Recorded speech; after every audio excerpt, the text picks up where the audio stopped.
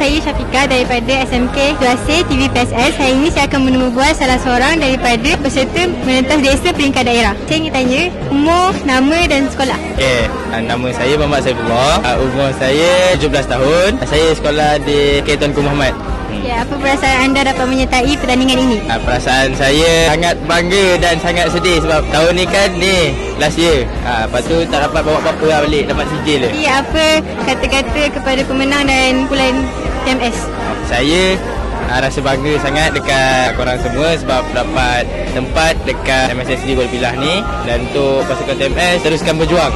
Terima kasih. Okay, sama. Saya juga bersama dengan seorang pemenang daripada pertandingan ini. Bagi tahu umur, nama dan sekolah. Hai, Assalamualaikum. Nama saya Akmal Yuni Iman. Saya dari sekolah SMK Tunku Besar Burhanuddin dan berumur 16 tahun. Apakah perasaan awak selepas memenangi pertandingan ini?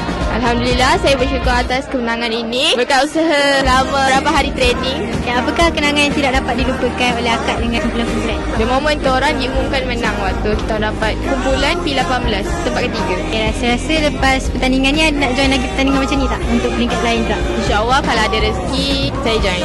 Terima kasih. Abang nama apa bang? Muhammad Hasif Daripada sekolah mana? SMK Jelai Abang dapat nombor apa?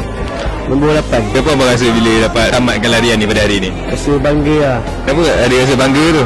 sebab USSD kan nombor 8 top 10 lah. Rasa kecewa pun ada lah. Okey, bagus. Terima kasih bang. Apakah harapan akak selepas menangi pertandingan mental desa ni? Saya harap saya dapat ke peringkat yang seterusnya untuk membanggakan sekolah lah dan keluarga saya sendiri. Terima kasih. Ini saya bersama dengan salah seorang guru daripada pertandingan mental desa. Nama saya Cikgu Kelvin. Saya adalah pengurus dan juga jurulatih kepada pasukan berada desa Sekolah Menengah Sains Tunku Jaafar. Saya umur di Guru 2. Saya nak tanya, apakah cabaran cikgu untuk biarkan mereka sampai ke tahap ini?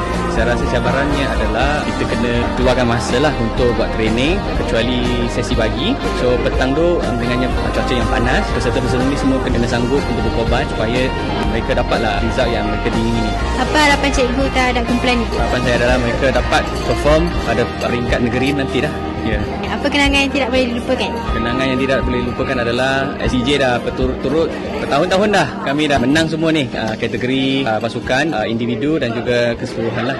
Kenangan yang terindah lah. Terima kasih. Sama.